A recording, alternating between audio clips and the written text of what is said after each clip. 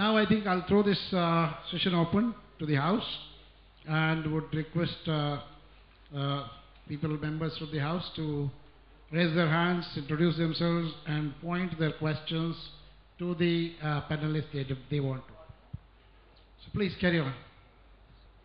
Yeah, I had one question to the speakers representing the government, which is why do government officials and bureaucrats in the country continue to use email addresses that are provided by private sector organizations rather than using their own mail servers? I think that's a huge security threat. And the question to the members representing the private sector, you had identified one of the anxieties that governments have about adopting cloud technology is the lack of transparency when it comes to security. At the same time, you are offering products and services that are based on proprietary technology. How can the government be assured that your own products are free of backdoors that have been perhaps implemented by foreign security agencies? Thank you. Can you introduce yourself?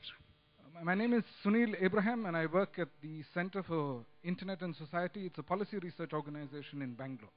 Wonderful. I think both your questions are extremely relevant. So far as government people using email IDs of privately provided servers, absolutely correct. In Gujarat, we don't. We, as I said, we have Active Directory. We have almost 40,000 people on Active Directory. Gujarat.gov.in. Everybody has an address there, and it has a lot of advantages.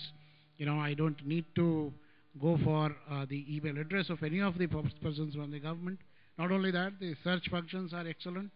You can just type out one part of the name, and you'll get the entire hierarchy of the person in the server. So we don't, and I quite agree with you that, as a matter of fact, it's not very respectable.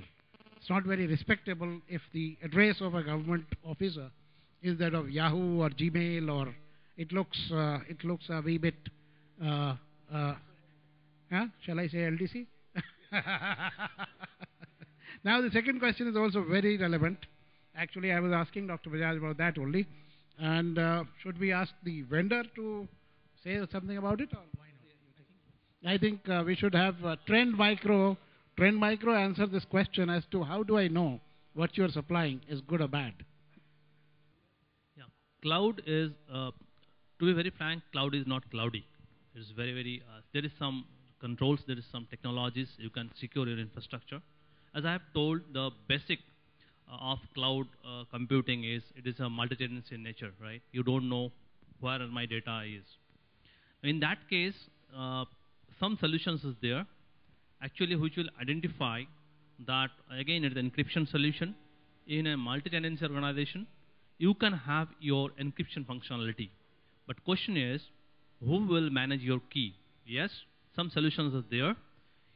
Though the servers are there in the cloud infrastructure, on premise of the cloud infrastructure, but you can manage, even if you want, you can have your key management server on your premise. That means you are managing your key, and when it is going to the cloud, that probably that server is accessing the same storage. It actually getting the key from your key management server and getting the data. And when it is encrypted, then only you don't have the vendor locking problem, and there is no question of getting data breaches. Because the encryption is the solution in the cloud infrastructure, the multi-tenancy infrastructure. And I was talking other part, is the one part of data. Another part is how we're going to secure cloud. There are 4 pillars of cloud infrastructure. One is the infrastructure pillar, another is cloud application pillar, another is the cloud devices and data. Cloud data can be covered by encryption functionality, which is cloud enabled. Another is the infrastructure is the virtualization.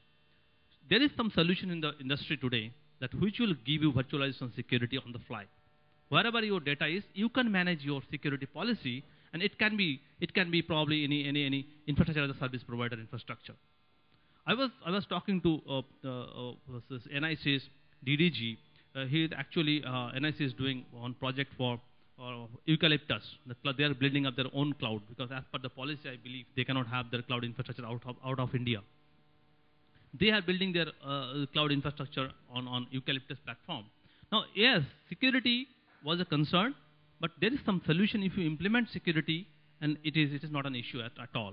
Unless and until, yes, most of us are using some solution actually in the cloud, right? You have heard of Salesforce.com. You are using Google Mail. You are using Hotmail. Even most SaaS solution for the mail actually widely used.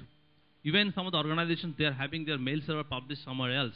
Though it is their own domain, but it is published on somewhere else. It is a SaaS model. Something is in the PaaS model, something in the IaaS, infrastructure as a service model.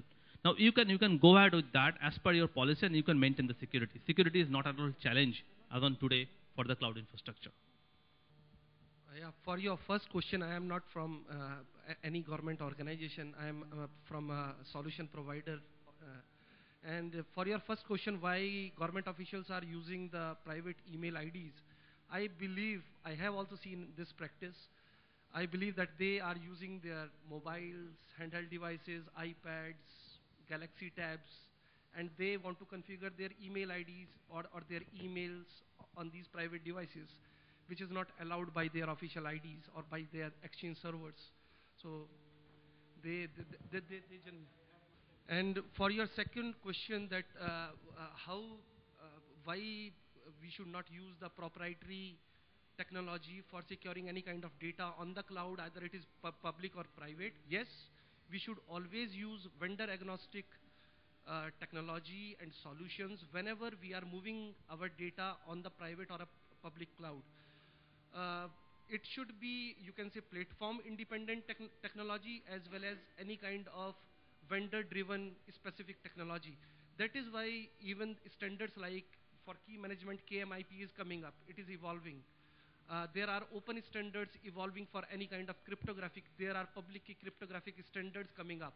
They are again evolving to a you can say better level to support data in cloud. So there are technologies available. Even solution providers are aware that they need to come out with the open standards. Otherwise, they cannot provide the solutions. Dr. Kamlesh Bajaj is the person who founded CERT-In, as I learned just now. So, as I said, most of the wars are going to be fought on iPlatform. He's our ex-chief of army. I'd like him to give some comments on the question. Thank you very much. I think Sunil's basic point has not been addressed. He's talking of whether there are trap doors in the clouds. Now, this I would only like to suggest here that in the ICT supply chain, which is now fully global, anything that you make today and the applications, innovations that we talk about and the uptake of the internet is largely because of collaborative working throughout the world. People are discovering more and more applications, deploying, and in Android, for example, we already have 5,000-7,000 applications which are already deployed. Nobody is testing. In fact, the chairman, Mr. Saxena, was raising this point, that the products which are being sold, is anybody certifying the security of those products, which nobody in the world is doing actually. You claim that this is what it does, and then you have to show in the marketplace that it really works. So coming back to this point of cloud and the trapdoors being there, we are struggling in our country in the telecom equipment, whether Huawei has any trapdoors, or other Chinese products, do they have trapdoors? At the same time, British Telecom in the UK is making use of Huawei products. So the question of certifying ICT supply chains, including, let me tell you, that the world on the other side is concerned about the applications that we are developing in India for them, whether we are installing trapdoors there. So we have to prove it to them whether there are trapdoors in the applications which our service providers are making for them. And we are doing a very good job. For example, 45–50% of the BFSI banking sector, financial and insurance companies, they depend upon us. So this question of proving the existence or non-existence of trapdoors is a major challenge which theoretically cannot be proved. It just cannot be. So if you try to address the cloud part, nobody can prove it actually. Yes, one way of securing data is to encrypt it. But proving that the trapdoors are there or not is something very difficult. But then practices are evolving. And as DSCI, we are all about practices, best practices. So practices are evolving, and no amount of compliance laws can actually ensure that. So we have to rely upon best practices. As a country, we are trying to set up some laboratories, Common Criteria Lab, IISc is trying to do, and many people in the industry know that STQC is also trying to develop one. So the process is on, but to prove that will be nearly impossible. We have to assure ourselves that this is how we assure ourselves in a particular application or a particular service provider or a particular cloud. There can be no way of actually proving it. Say that in the sensitive organizations, sensitive offices of the governments, NIC is providing all those passwords and the email IDs, and no officer is allowed to use any other password than that. This is number one. Number two is, I think, Mr. Sarkar, this presentation I saw. You see, what is happening is that in case you detect some incident, you analyze also, but then you don't. Your slide was missing about the lessons learned and circulation to all the users, so as to preempt the future such incidents. You may like to add that. That's all. Thank you. In the report, it will give you the RCA, root cause analysis, and from where it is generated. It will give all this report to the concerned person. Then that person can give that information through their internal portal to their to the internal portal. You can publish that. I think it's all about practices. Nobody can create a law saying that you remain safe. To be safe is something which is a matter of grooming. And I think ultimately the solutions would come from, like I read out some very simple principles that we are adopting in our policy. Policies have to be about each individual, each time he is interacting with this outside world, has to practice certain things. Otherwise, passwords or, all those kind of things can be, and the breaches are all about it, hacking all these things. Ms. Kaushik, would you like to? Most of the things have been covered. Just something on the second part of the question, which Dr. Bajaj did mention briefly. There is this common minimum program, CMP, which actually lays down some criteria, and there are 32 countries which are a signatory to it, and India is one of them. So where you are actually having some kind of a consensus, and they keep on having meetings from time to time to evolve this program, to actually look into that concern of backdoors and all those things. So I think that addresses some of it, so you can look at. Your study regarding this certifications of the IT products, I would like to update this. We are taking the initiations from the government of Nepal. So now we are moving some files to the ministry, secretary, that somebody if supplying the products, application products, or the websites or something, some portals or something, or any hardware products, why not to be certified from any agencies to establish these things in the government? So this debate is going on in our country. Sir, myself Uday Srivastava, Nodal Officer in Central University, Sagal. My question is that, is it not feasible to keep our data in parts at various places and various servers, so that if it is one of them is going to be hacked, then nobody get full of the data? Is it not feasible? Theoretically, it is possible. When it is possible, that is, data files can be distributed and they can be collated when you are seeking answers. It can be done, but then actually it is not done. Actually, you have to protect it against, as I said, the threats which are emerging from the outside as well as the internal threats. Internal sabotage is also there, and it's a threat to data. And data can be stored in encrypted formats, so that even if there is access from outside, some hacker is able to get through, then he's not able to read the data. At the same time, if you see all the breaches around the world, even this encryption is not fully implemented yet. Sony PlayStation, latest one, 100 million records compromised, and you have access to all the credit card numbers and personal details, including in the US. Boeing executive losing the laptop containing data with all the people. Now this data theft is not a problem from the data center only. All the big companies which are working, they carry data on their laptops. Marketing people have access to the information all the time. So data is distributed all over. And companies today, for example, 150,000 people working in Citibank and so on, they carry so much data personally about customers on their laptops. So it is not about the data center only.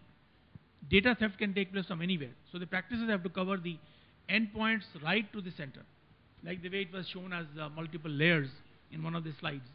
So the problem is more complex, and the solutions have to be multi-type, varied, and so on.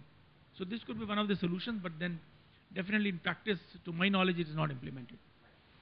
I'm Rita Soni from National Law University, Delhi, sir. And I'm doing my research under cloud computing and data protection.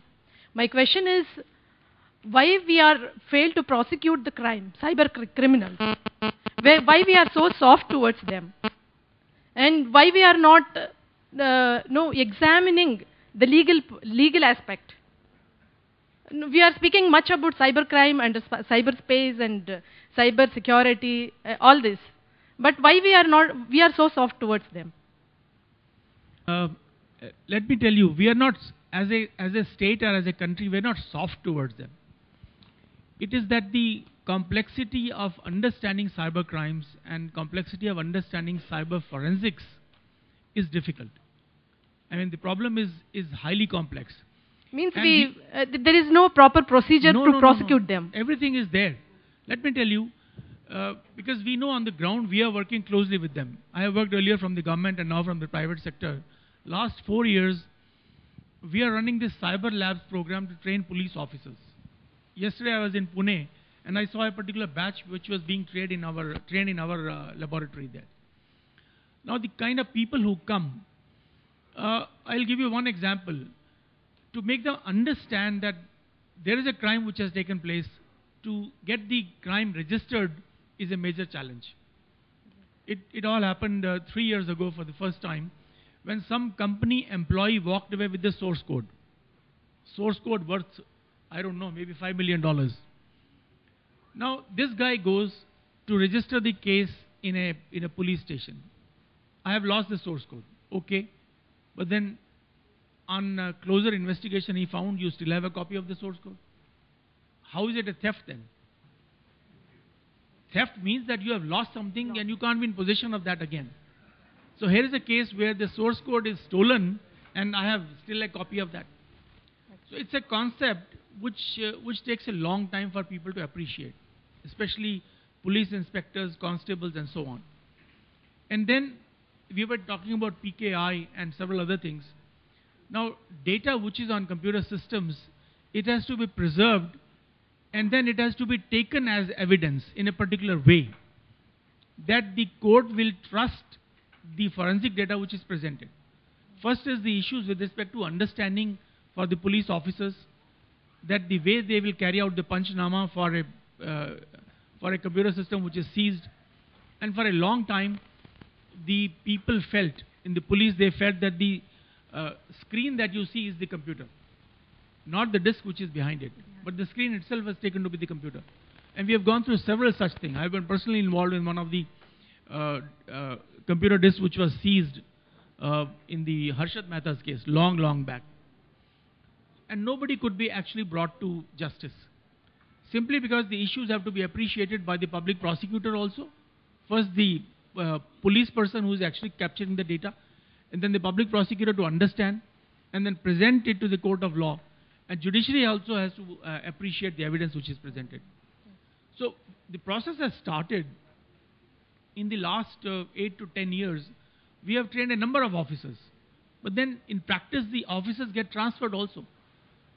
A police inspector working in a cybercrime police station is like any other person. He could be transferred to another police station handling different crimes. Today when CBI, when they have economic offences wing, the inspectors there or the SPs there, they get transferred to other wings. So there are practical challenges. And I think above all, I would say that the overall trial or successful trials in courts of law for other crimes, physical crimes also, that is abysmally low.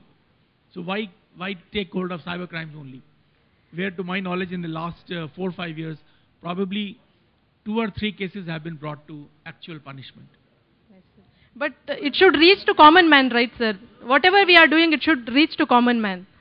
One of the lesser known or lesser practiced provision of IT Act is that lesser is resorted to is that the secretary is IT. Like me, we are adjudicating officers we are a civil court for awarding punishment penalty up to 5 crores for cyber frauds. I have deliberately not publicized it because there would be a flurry of cases which would come to my office, and the mechanism for managing the court that I hold is still not so robust as to be able to handle a flurry of cases. But I can tell you that 3 or 4 cases, I do get 2-3 cases in a month, which are typically of I think the nature is one, somebody gave the credit card out of trust and it's been used up. Second, an employee, this is typical, an employee leaving the organization, carrying the information, carrying the database of customers, for instance, joining another organization and lending that database to another competing organization. Those kind of things have happened. These were not hardened criminals. So the simple service of summons through a police constable was enough to make them shiver. And in almost 3 or 4 all the cases, it was compromised to the satisfaction of the accusing, the prosecuting party. In one case where the credit card was misused, this fellow agreed to pay back all the money. And that was just out of simple presentation of the case in my court. But a judgment and then to implement the judgment, the appeal lies in the High Court. Those processes we have yet to witness. So I would say it is a nebulous law, and the regime which is in its infancy, as he said, even the normal legal regime faces challenges about good forensics. Forensics is what is feeble in case of IT, implementation of IT regulations. And I think all of us need to work on that. Mr. Pant, you want to say something on this? Let me share the cyber crimes investigations process in Nepal. So in our country, police is never investigating. They don't have a forensic lab. Because in the act it is written something that the police has to take the assistance from any expert or the controller. So, and now what they are doing, and they are bringing the all computers, mobile phone, every device, and they are sending to us. Because if they hire the expert, they have to pay. But if they are sending to us, they need to pay. And we are getting every day one CPU or laptop or something.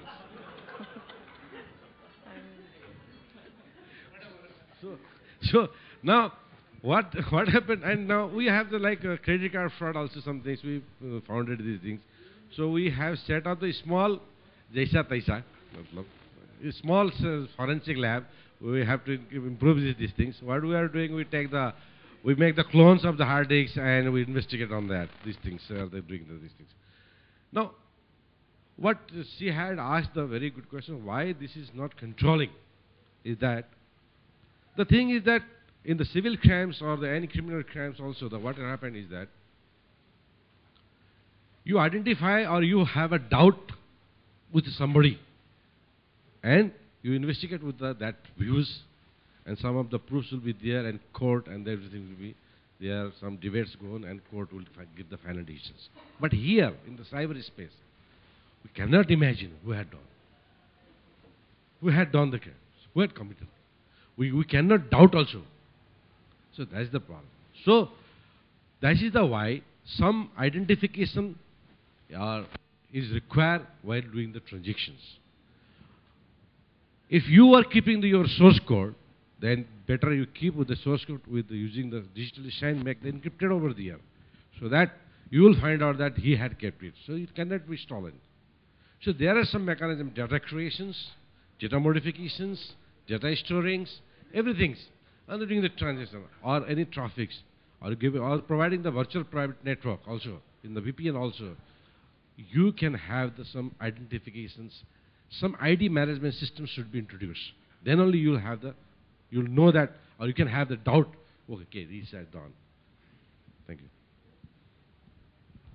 One more thing is that we have in Gujarat the only university, which is Gujarat Forensic Science University, and which is doing a lot of research in cyber forensics.